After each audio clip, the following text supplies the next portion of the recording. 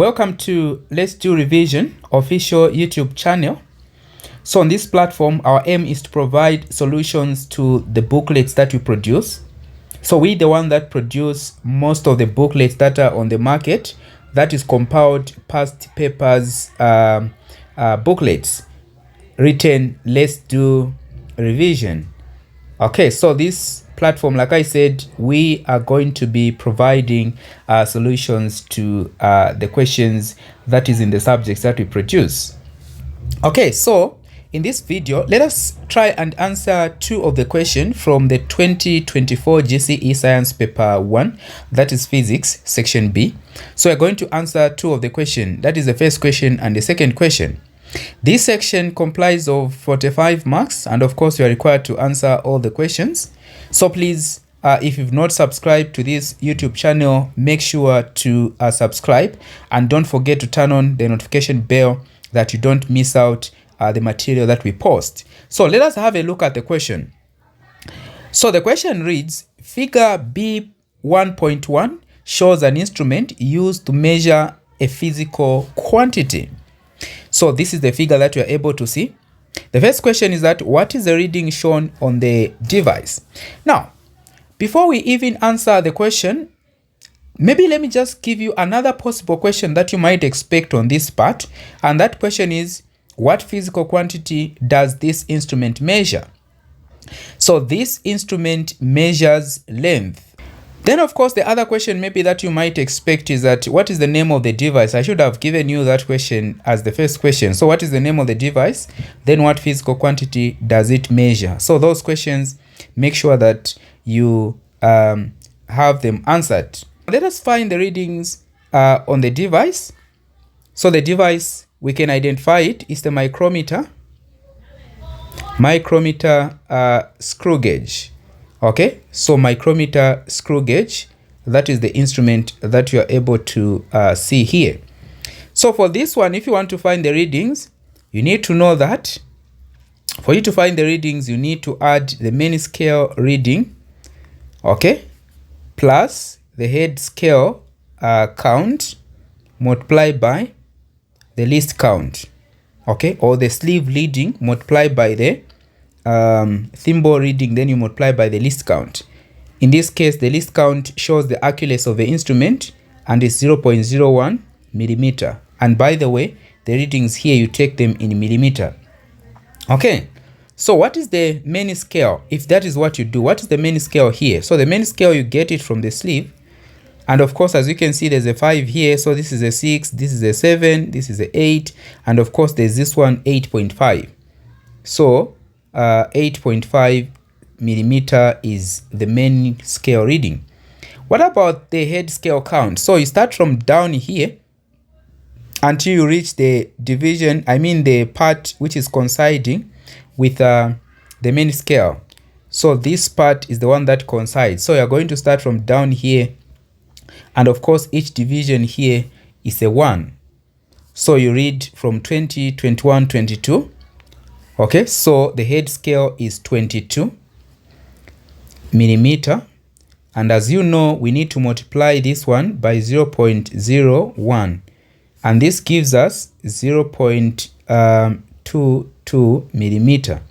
And therefore, to find the readings here, we are going to add the main scale plus the head scale count. Okay, so 0.22 millimeter. That is the reading. So if we add, we are going to find 8. This is 7, then of course 2 millimeter. So that is the reading of the micrometer screw gauge. So 8.72 millimeter. That is the answer. Okay. Then the second question is, name the part labeled P. So what is the part labeled P? So the part labeled P is the spindle. Okay, the spindle. Then, of course, if this one was labeled, let's say Z, this part was going to be the anvil. Okay. Then what is the function of the part labeled E? So what is the function of the part labeled E? So the part labeled E, by the way, is a ratchet. And its function is just to prevent the user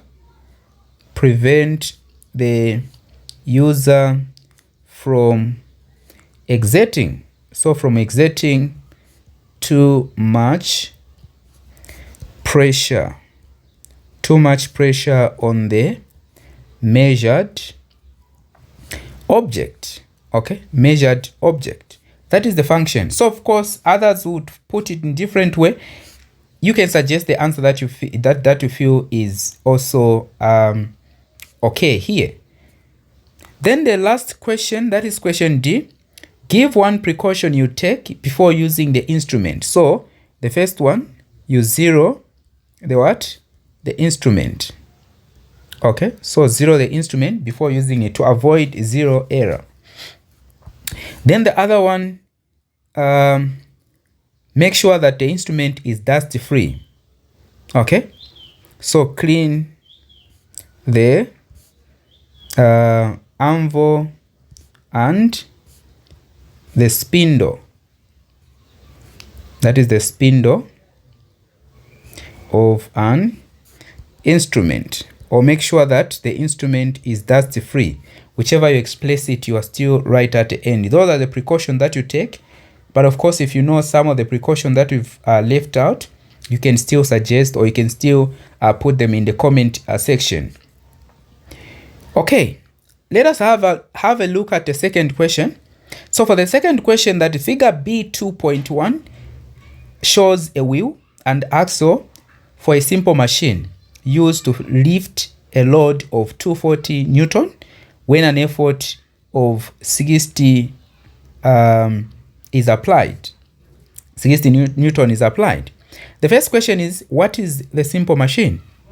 Okay, so simple machine, you can define it in two ways. So the easy one is that a simple machine is just a machine that makes work easy. Okay, that is one way you can define it. The machine that makes work easy. Or you can define it as a mechanical device by means of which the force applied at one point is used to overcome another force used to overcome another force at a certain point in a system. So if I was marking, I would prefer you go for the second one. So a mechanical device by means of which the force applied at one point, and of course, you know, the force applied is called effort, is used to overcome another force at a certain point, which is load in a system. So this one gives you even the details that you need to know. Sometimes definitions are very important when it comes to understanding the topic. So you should go for the definitions that describes the whole topic. Okay, so I can clean this and of course leave space or room for B question. Calculate the mechanical advantage, MA, of the wheel and axle.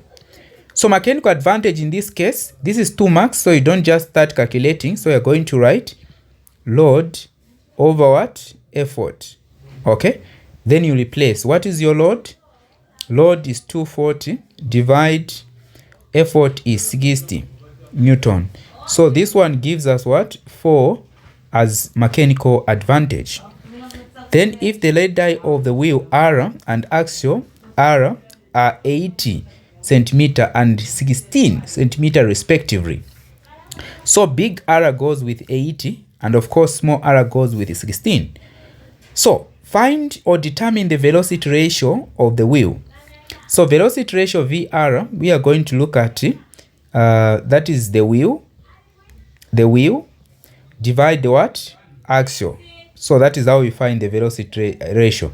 So which means 80 centimeter divide 16 centimeter, and this gives us, so 80 divide 16 is going to give us a 5. So this one is simply a 5. Then of course the last question is, what is efficiency of the wheel and the axle? So efficiency is equals to mechanical advantage over velocity ratio multiplied by 100%. You'll start by writing the formula.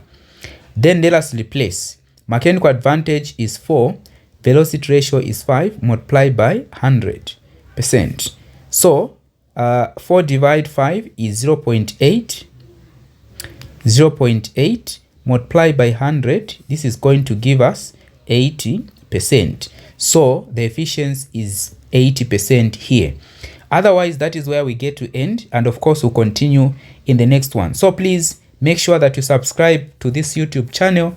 Make sure that you invite some more of your friend or more of your friend to subscribe to this YouTube channel. Otherwise, we are going to meet in the next one.